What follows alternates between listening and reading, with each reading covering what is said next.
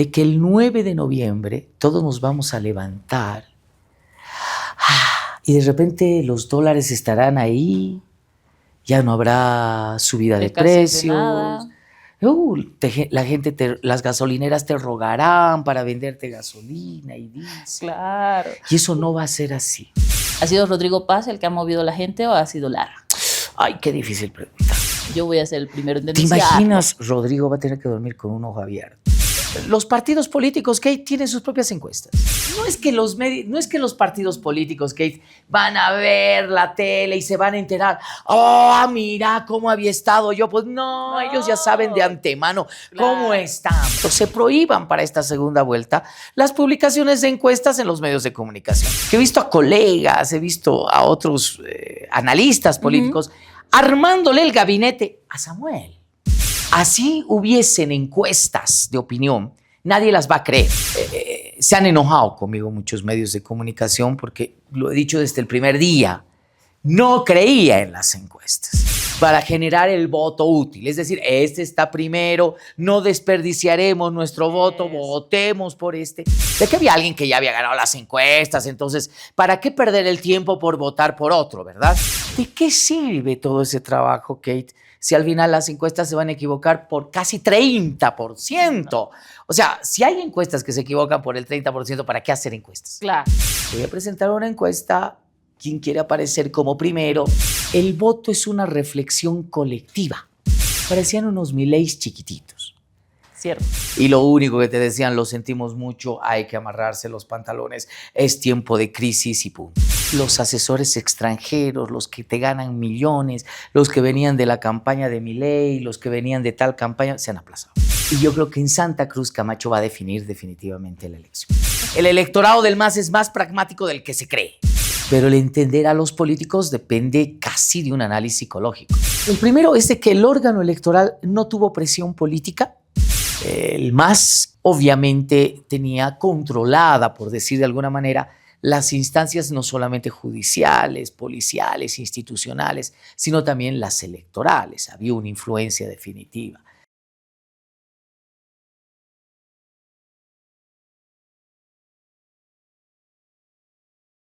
Hola a todos, hoy me acompaña Marcelo Silva, uno de los analistas políticos más escuchados de Bolivia. Marcelo, muchísimas gracias por aceptar esta invitación. Qué privilegio mío, de verdad, poder conversar contigo. A ver, vamos a la orden. La primera, así rapidito. ¿Qué es más difícil, entender a los políticos o explicar la política? Entender a los políticos. La política tiene teorías marcadas, lineamientos metodológicos marcados, pero el entender a los políticos depende casi de un análisis psicológico. Es decir, a veces el comportamiento de los políticos no solamente está ligado por lineamientos ideológicos, sino también por problemas personales, resentimientos personales, enconos, odios, preferencias veladas. Es decir, muchas veces esos son los problemas que te dificultan entender a los políticos o creerles lo que dicen de manera directa. Generalmente a eso se le llama la agenda oculta. Esa es la parte en donde no solamente es lo que dice, sino también analizar lo que hace. Por supuesto, pero a veces no tienes congruencia y eso pasa mayormente en la política. Por eso se hablaba mucho de las dos caras de Jano, ¿no? Claro. Es decir, la diferencia abismal entre lo que dices y haces. Es decir, hay una ruptura definitiva en el político de lo que dice, de lo que discursea a lo que hace. Es más, yo diría que intencionalmente, y si tú estudias muy bien el discurso político, la intencionalidad de repetir ciertas cosas como ciertas es porque no son ciertas, precisamente. Es vender la idea más allá de lo que se está viendo por detrás. Sí, por supuesto. Es primordialmente vender la idea. Lo de atrás es algo muy secreto, algo muy de grupo, algo muy cupular, si tú quieres. El gran problema es la gran ruptura que existe entre el discurso y la acción política, que generalmente son distintos, especialmente en América Latina. En las elecciones pasadas, por ejemplo, hemos visto que nadie ha dicho fraude. Todos han aceptado las votaciones, los datos que se han publicado. ¿Qué lectura nos da esto? Creo que dos elementos fundamentales. El primero es de que el órgano electoral no tuvo presión política al no haber ya una estructura hegemónica de poder.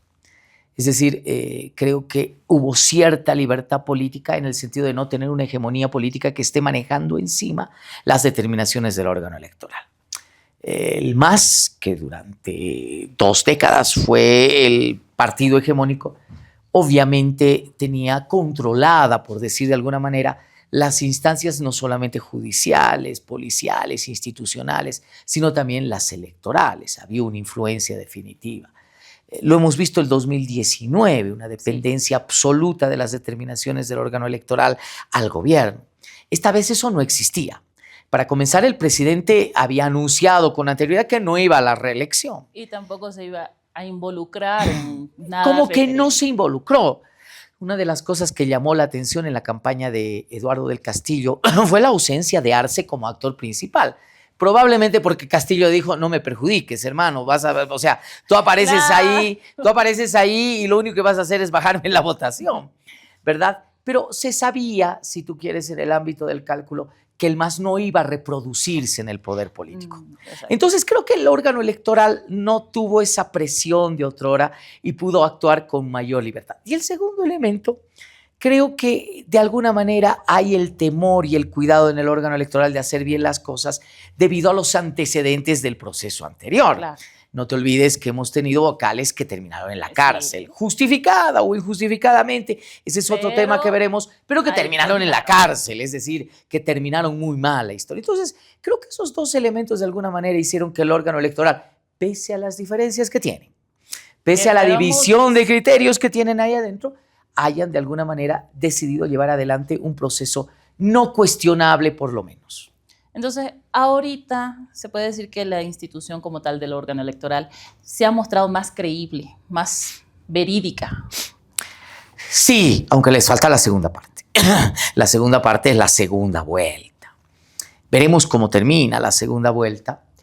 Creo que no lo sé, pero me da la impresión de que así hubiesen encuestas de opinión, nadie las va a creer. O sea, de entrada sería un esfuerzo al fósforo, si me permites, ¿no?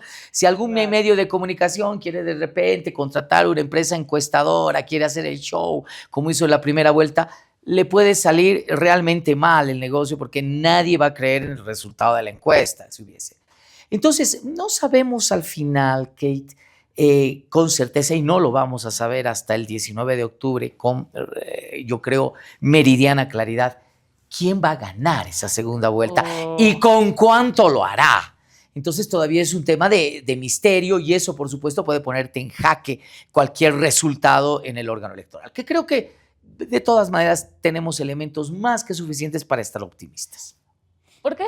Por ejemplo, hemos visto muchos casos en donde las encuestas han dado unos porcentajes altísimos a candidatos que no llegaron. Otros, por lo menos en el 2020, cuando le ha dado a Luis Arce el 30% y ha terminado con 55%.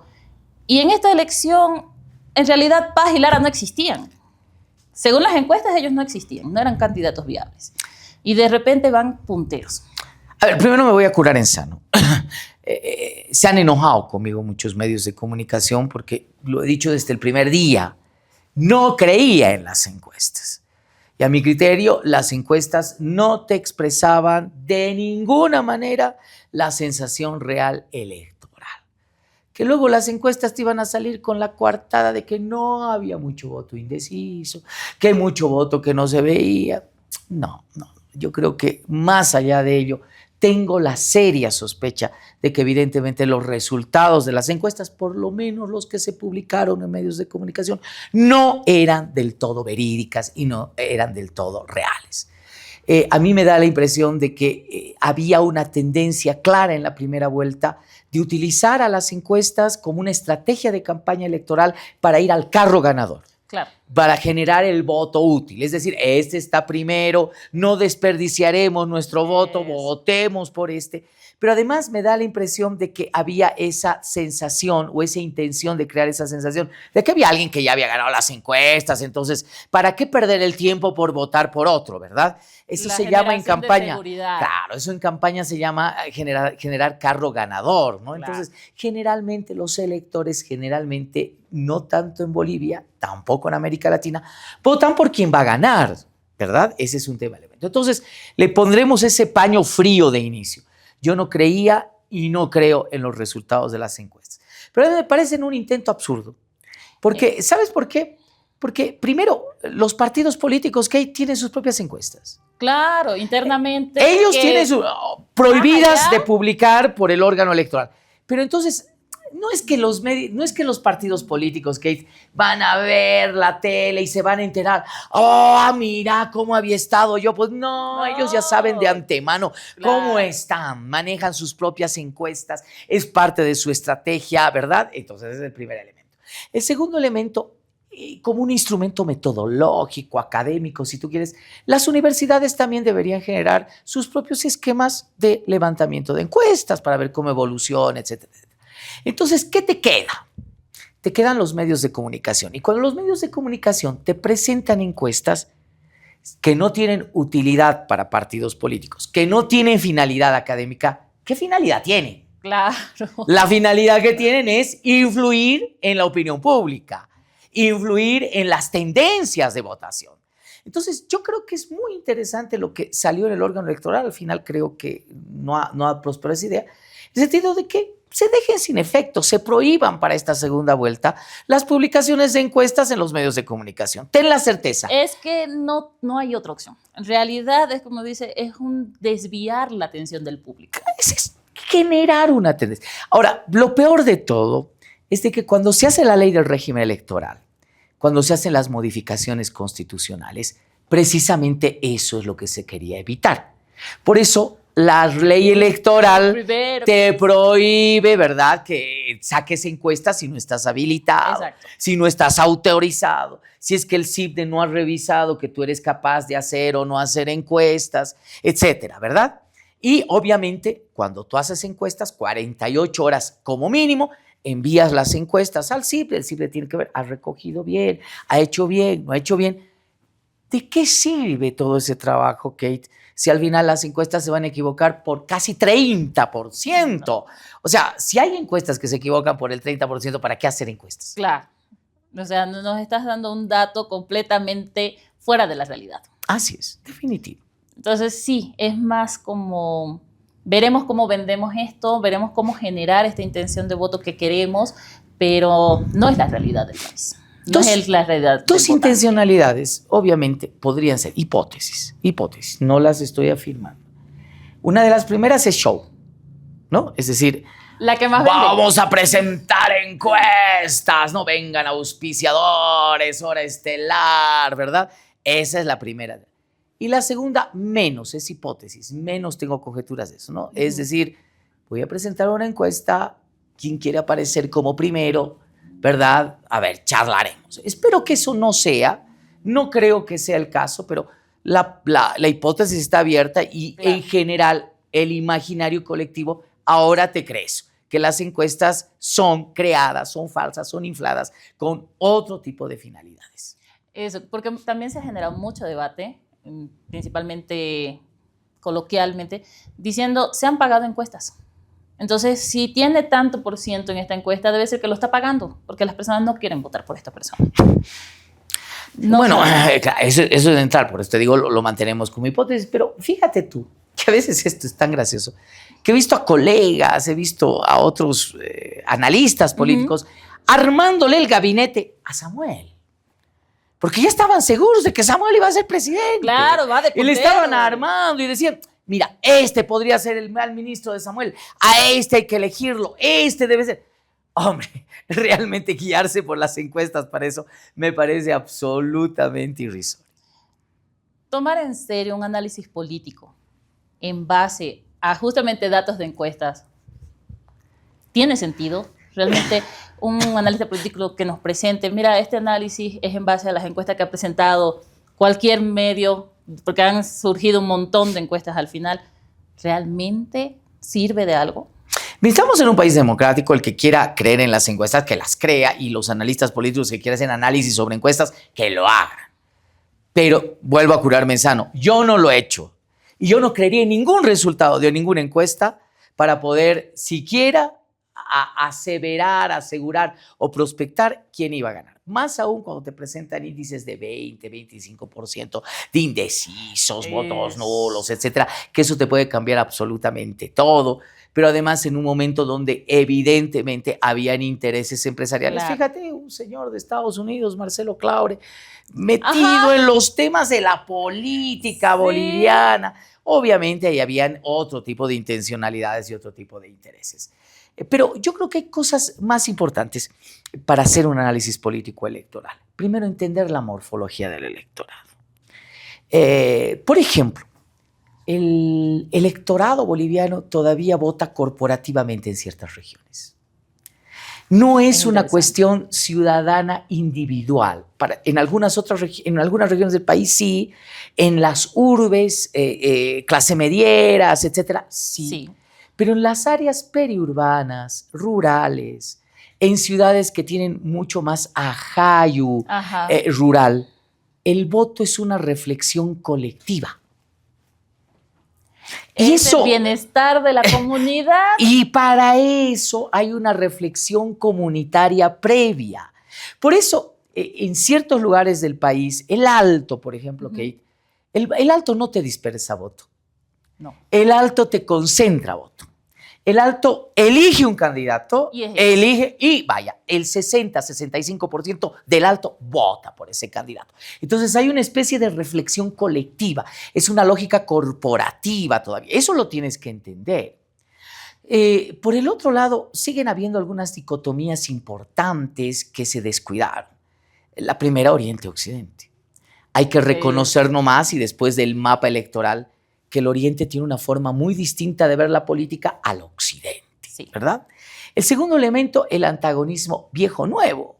Es decir, ¿qué pesó? Obvio, o sea, se fue el MAS, se cayeron el MAS, pero no te pueden obligar a la gente a votar entre Samuel y Tuto.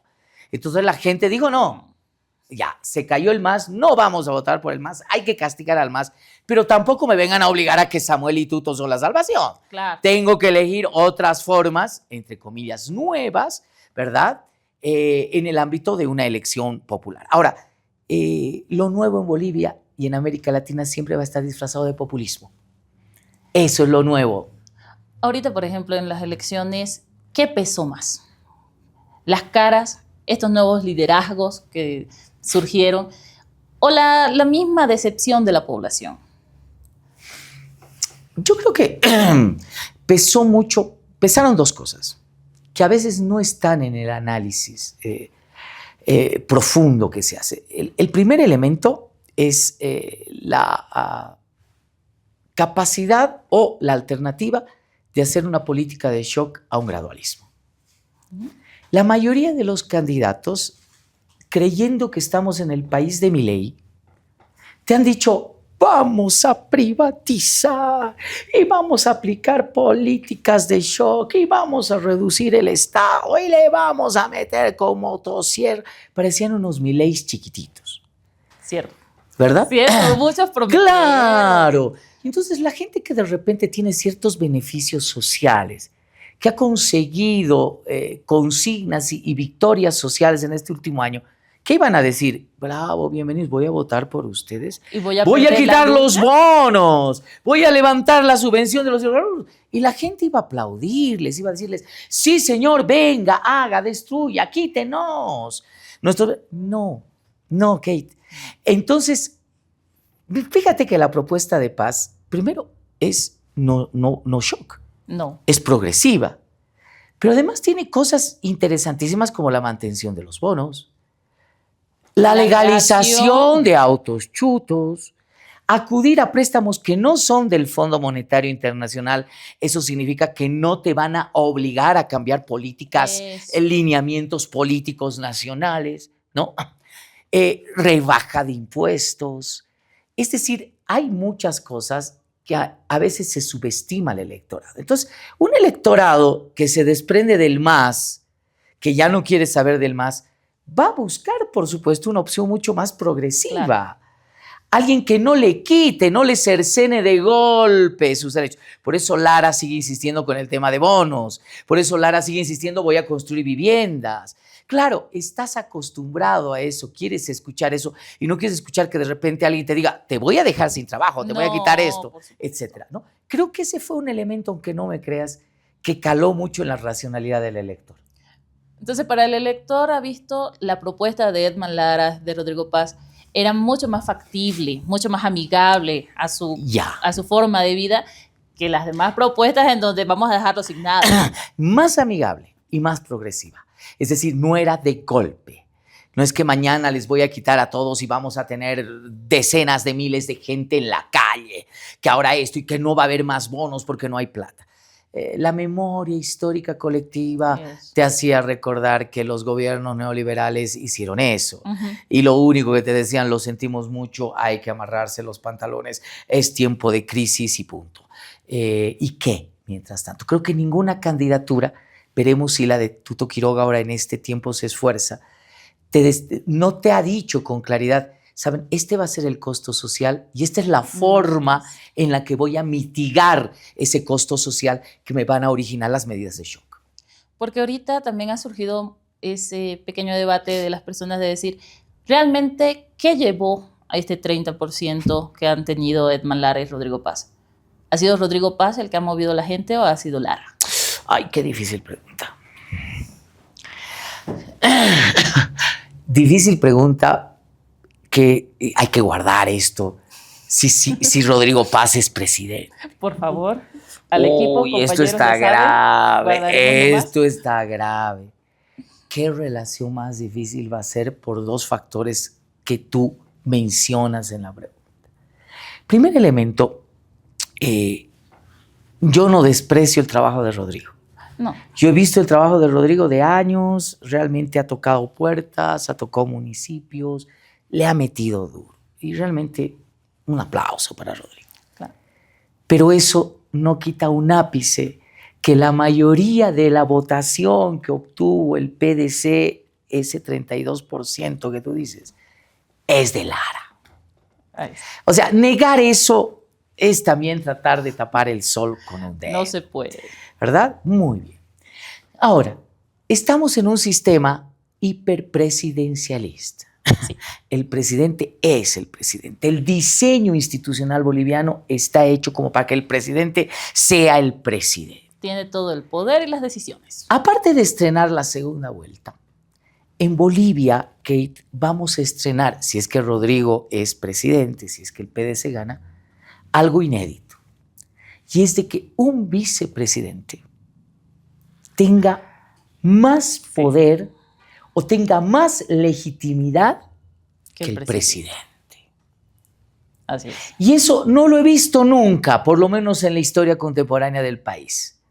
Es decir, un vicepresidente que sepa que él es el factor de poder y no el presidente.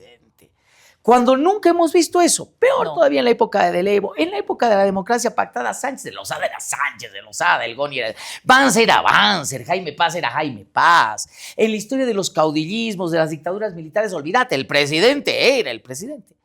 Pero si Rodrigo Paz es presidente junto con Lara, vas a tener un vicepresidente que sabe él, y lo peor de todo, la población sabe que él es el factor de poder. Yo no me imagino a Lara, Kate, quedándose en que sí voy a cumplir el papel de crear consensos en la Asamblea Legislativa. Yo me imagino a Lara que va a querer la mitad del gabinete. Y ahorita con su discurso, Lara cada vez que sale lo que dice es, si Paz se equivoca, si Paz no hace lo que se está cumpliendo, lo que le estamos prometiendo a la población, si no lo hace, yo voy a ser el primero en denunciar. ¿Te imaginas, Rodrigo va a tener que dormir con un ojo abierto? No va a dormir. ¿Verdad? Yo creo que va a tener que dormir con un ojo abierto. Porque eso que está diciendo Lara, es decir, yo sé que soy el factor de poder. Exacto. Te lo estoy parafraseando. Así que si tú fallas, si tú traicionas, te voy a sacar de ahí tranquilamente porque me va a corresponder estar ahí. Y lo peor de todo es de que gran parte de la gente lo sabe. Hace unos días Evo Morales dijo, entre las cosas que dijo, que yo creo que eso ya es una exageración. Somos evistas, le decía a la gente, pero vamos a votar por Lara. regalo envenenado, porque no dijo vamos a votar por Rodrigo Paz, vamos a votar por el PDC. No. El grueso del voto popular es el voto de Lara. Y Exacto. Lara lo sabe y los sectores populares lo saben. ¿Cómo se verá? ¿Cómo se llevará adelante? Si es que, por supuesto, gana, ¿no? Si es que ganan. Por ahí no lo hacen. Entonces no habrá de qué preocuparse. En esta segunda vuelta, ¿qué considera que va a pesar? ¿Estas propuestas progresistas o tal vez que Tuto cambie de estrategia? Hay varias cosas que están en juego. El primer elemento es la campaña, el tipo de campaña. Yo sigo considerando, no sé cómo vendrán el tema de asesores, y esto no es por chauvinismo, ¿Ya? pero creo que los asesores extranjeros, los que te ganan millones, los que venían de la campaña de Milei, los que venían de tal campaña, se han aplazado. Se han aplazado. Se han aplazado. Es otro contexto. Bolivia sí, es otra única. cosa. Es otra cosa, ¿no? Entonces, habrá que ver qué tipo de campaña se te impulsa ahora. Yo veo dos errores en la campaña del Tutoritita. Es el no hacer campaña territorial. Sé que no le alcanza el tiempo para hacer campaña territorial. Claro, es muy corto. Pero tiene que hacer los esfuerzos mayúsculos. Porque su campaña está cifrada y situada básicamente en creación de imaginarios colectivos. Y eso es a través de medios de comunicación. Entonces, yo veo ese primer problema. Creo que no le va a alcanzar crear imaginarios colectivos, ¿no? Y tendría que cambiar a una campaña territorial. Y el segundo elemento es la absoluta dependencia de la guerra sucia. A Samuel le ha funcionado perfecto. ¿Sabes por qué? Porque Samuel era un candidato bromato, estaba inflado, claro, ¿verdad? Entonces, lo que pasaba con Samuel era de que indudablemente él quería irradiar en los medios de comunicación esa idea y tú lo destruías a través de eso, de los mismos medios de comunicación. Exacto. Pero ni Lara ni Rodrigo Paz son Samuel. No. Entonces, la guerra sucia, en vez de destruirlos, puede generar una lógica boomerang. No te olvides que en la parte occidental y en ciertos sectores electorales del país, la mejor estrategia electoral que puedes tener es hacerte víctima, victimizarte.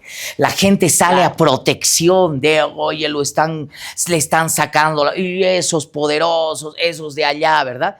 Y yo creo que eso se está empezando a generar. En vez de deshacerte la imagen de Lara, creo que los sectores populares te están fidelizando. Ahora es cierto que en los sectores urbanos y demás mucha gente se ha debido espantar también de Lara. Que para decirlo en términos populares, se ha debido chorrear un poquitito del voto del Rodrigo y de Lara en sectores urbanos, con toda certeza. Eso también. Ha surgido mucha campaña en contra de Lara, pero no es como que, como usted dice, no es que la población ha dicho, oye, sí, lo acusan de mala persona, corrupto, lo que sea, o como están diciendo recién, es que votar por Lara es votar por Evo, es volver al MAS, porque ya en algunos discursos están tratando de generar ese tipo de encuentro, pero no está funcionando de esa manera. Pero de lógica y de entrada, los que votaron por el MAS, ¿qué tienen que hacer ahora? ¿Un suicidio colectivo?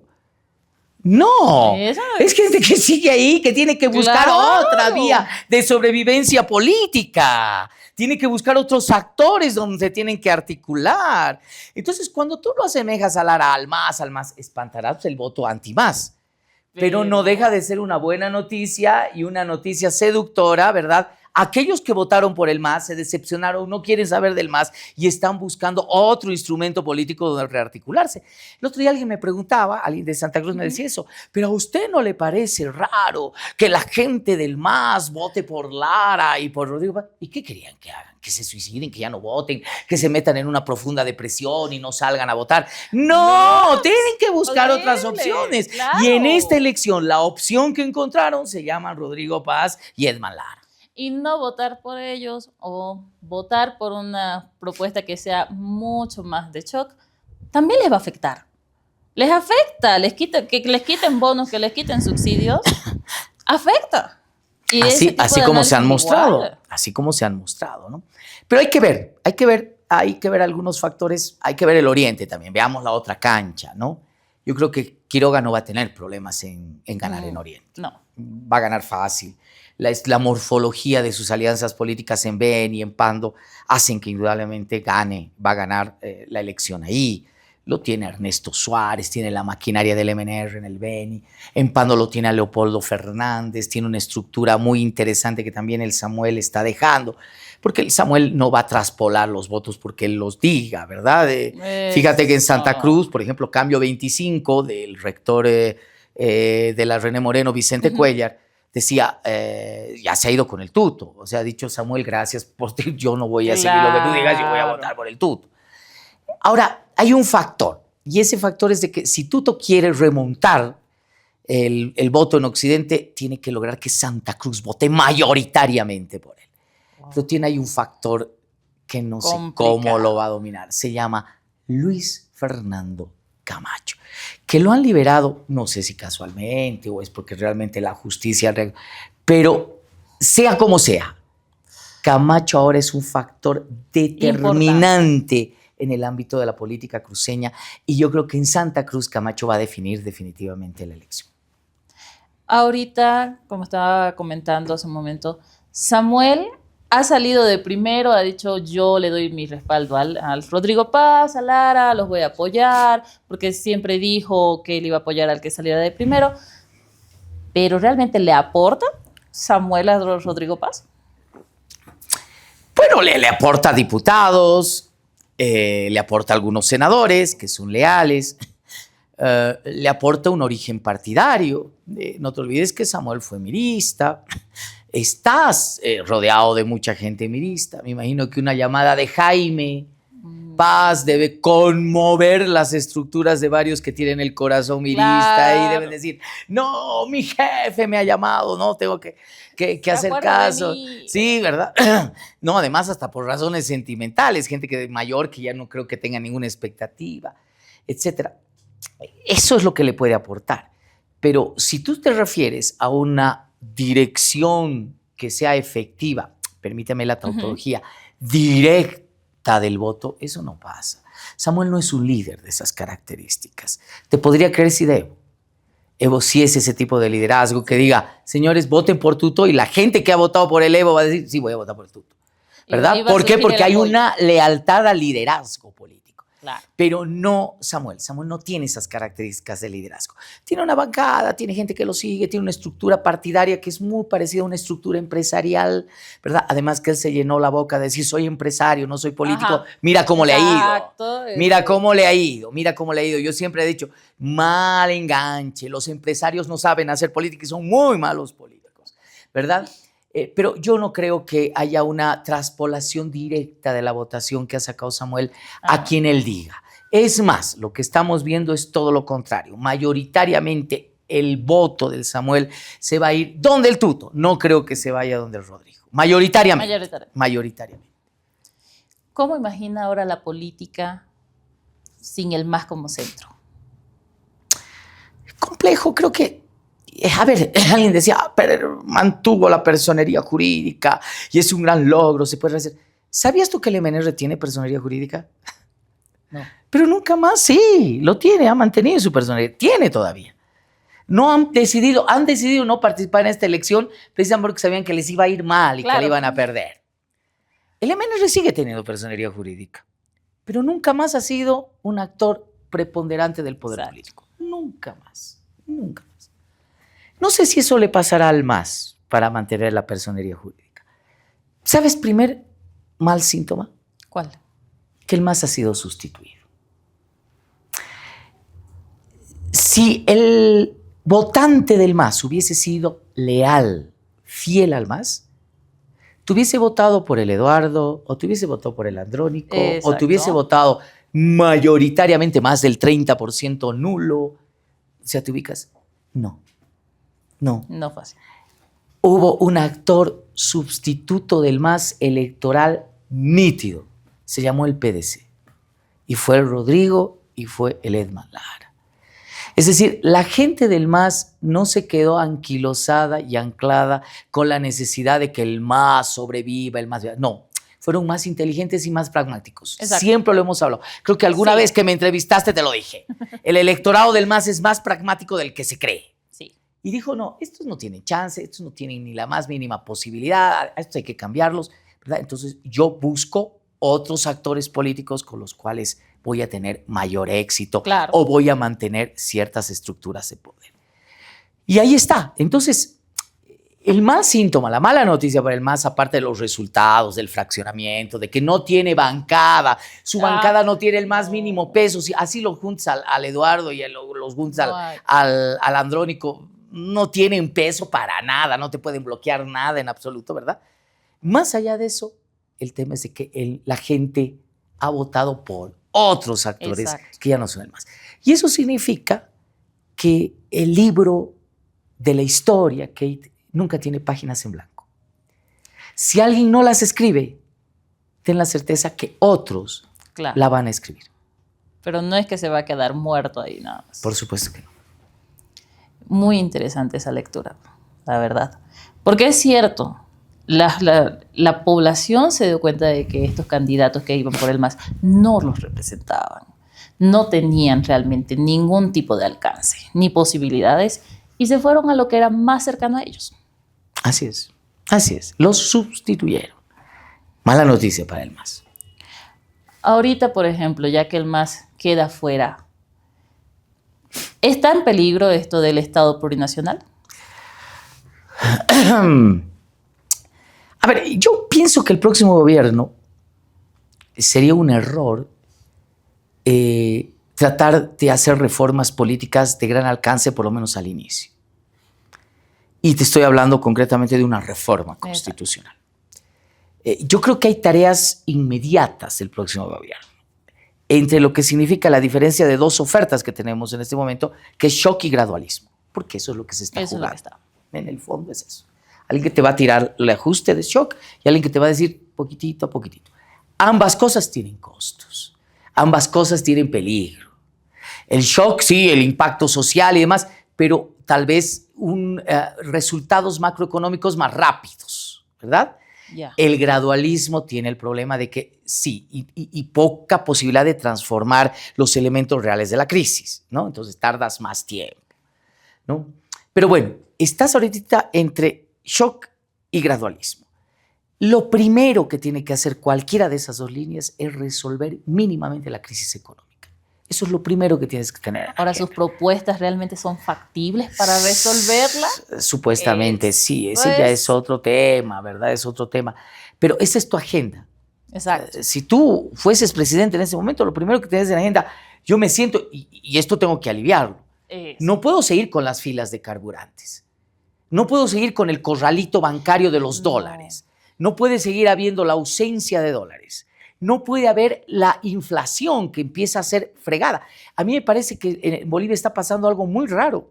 El dólar está bajando y los precios están subiendo. Sí. ¿Verdad? Tal cual. Entonces, esa es la primera agenda que tiene que hacer el gobierno. La segunda agenda es crear tu estructura de poder político que la tienes que completar con las subnacionales, obligatoriamente. Claro. Entonces, tú como gobierno no puedes pensar únicamente con que vas a estar sentado en palacio y demás. Tienes que también trabajar políticamente tu correlación de fuerzas en las subnacionales. Sea el Rodrigo o sea el Tutó, ambos han dicho que el tema autonómico se profundiza. Una de las maneras de desinflar al Estado obeso es dándole más competencias y más recursos a los gobiernos subnacionales. Eso significa que la competencia por los gobiernos subnacionales en marzo, que seguramente tendremos la elección, va a ser durísima. Fuerte. Porque ahora vas a tener alcaldes con más plata, vas a tener gobernadores con más recursos y con más competencias, de entrada. Porque esa es la lógica de desinflar el Estado, ¿verdad? El Estado central. Entonces ahí sí vas a tener empoderados. Tú necesitas tener una correlación ahí favorable de gobernaciones municipales. Y yo creo que lo tercero es hacer una agenda política. Y ahí tienes que hacer una agenda política. Mira que la casualidad de la vida, si el Rodrigo fuese, Jaime Paz hizo exactamente eso en el 92. Entró, vio que la cosa estaba durísima, ¿verdad? Que había que hacer reformas políticas y se hizo una agenda política con los partidos en ese momento. Creo que esos son los tres desafíos. Querer cambiar la Constitución, querer mover pilares políticos muy grandes, no me atrevería. No creo que el próximo gobierno tenga el músculo para hacerlo. No es el momento indicado. Ni el músculo, te reitero. No creo que lo tenga. Es importante, porque creo que en uno de los, he estado escuchando varios debates y decían no, es que ya va a dejar de ser Estado plurinacional, va a volver a ser república, seguramente eso es lo primero que van a querer eliminar. No es correspondiente. Mira, Samuel le ha hecho un mal daño, le ha hecho un gran daño a esta lógica electoral. ¿Y sabes cuál es ese daño? Los 100 días. Eso te está levantando la expectativa de la gente falsa, claro, de que el 9 de noviembre todos nos vamos a levantar y de repente los dólares estarán ahí, ya no habrá subida de precios. La gente, las gasolineras te rogarán para venderte gasolina y diésel. Claro. Y eso no va a ser así. Y eso ya no vas a ser llenar así. Un bidón, llena 5. Entonces el próximo gobierno va a tener ese enemigo principal. Exacto. La expectativa de la gente que quiere soluciones.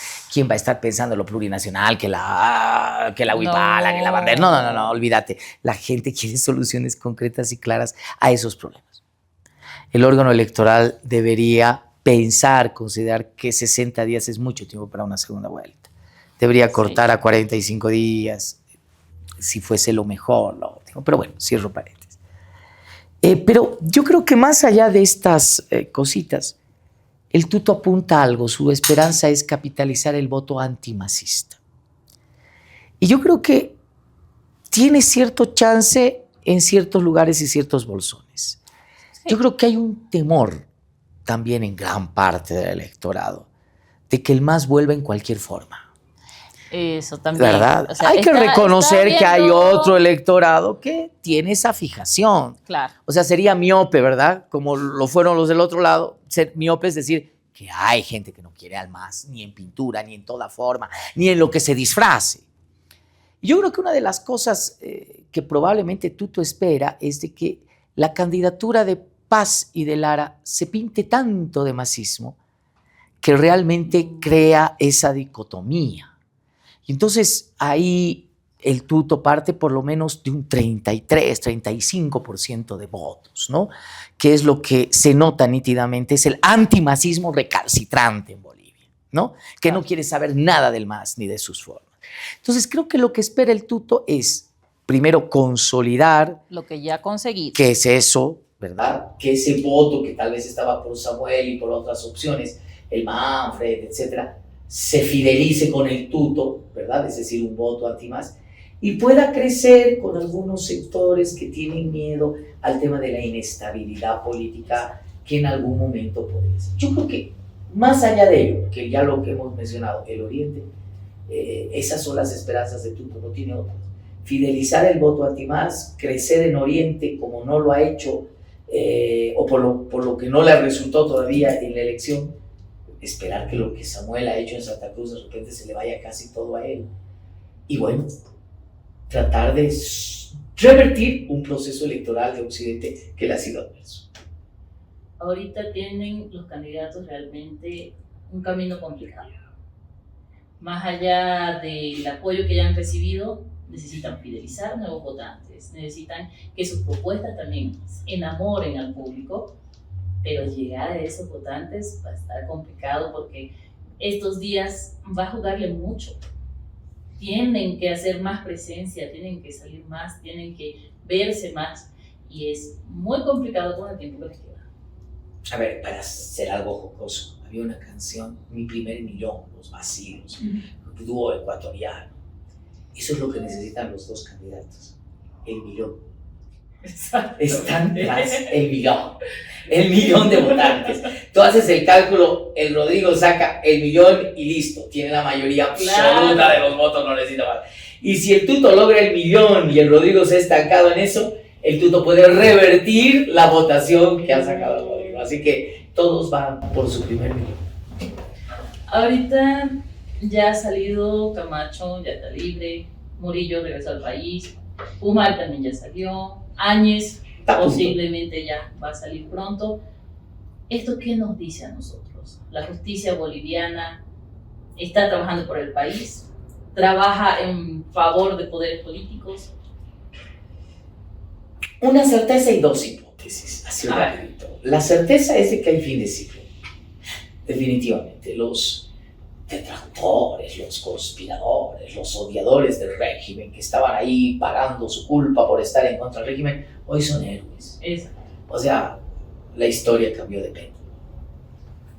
Aquellos que querían pruebas empíricas de que un ciclo político ha terminado está ahí. Hoy día los amenazadores de ese régimen son héroes, son símbolos de la resistencia política. No importa qué hayan hecho o no hayan hecho, pero solamente por resistir al más, claro, más que mérito suficiente. Okay. Primera hipótesis. Segunda, que yo creo que es certeza más que hipótesis. Y aquí vienen las dos hipótesis. La primera es de que indudablemente la justicia está haciendo mérito para decir, miren señores, nosotros estamos dispuestos a obedecer a quien venga ahora. Podemos obrar como queramos obrar según quien cante y quien ponga la música. Entonces, en pocas palabras, la justicia está haciendo buena letra. Te está diciendo, no nos voten, no nos cambien, no vengan como barredora en el próximo gobierno, utilícennos. Que nosotros vamos a estar dispuestos a ser utilizados sin ningún problema. Esa es una hipótesis que tiene un olor a certeza, ¿no? Muy Que tiene un olor a certeza. Y la segunda es de que probablemente haya pactos ya con ciertos actores sabiendo que hay una correlación. Tal vez nos estamos pensando que la justicia o los operadores de justicia se han quedado y están esperando el cambio de gobierno. Ellos ya por ahí ya saben y tal vez ya tengan aproximaciones con otros actores políticos que van a ser determinantes en el próximo periodo político boliviano. Que creo que no es algo muy lejos de la realidad, porque esa es una de las cosas también que se ha observado.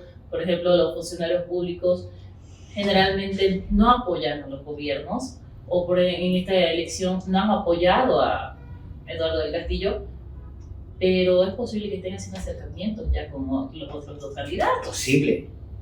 Yo creo que ya han hecho acercamientos con otros candidatos, y más que con otro candidato, que además le han dicho, no te preocupes, sabemos que no tienes estructura, así que la estructura vamos a hacer nosotros. Claro, no te estoy hablando de los mandos altos, jerárquicos, ¿no? Sino la gente que trabaja ahí, que necesita mantener su trabajo, ¿verdad? Seguramente se ha acercado y le ha dicho, mira, nosotros con tal de seguir ahí, pues a la orden. Claro.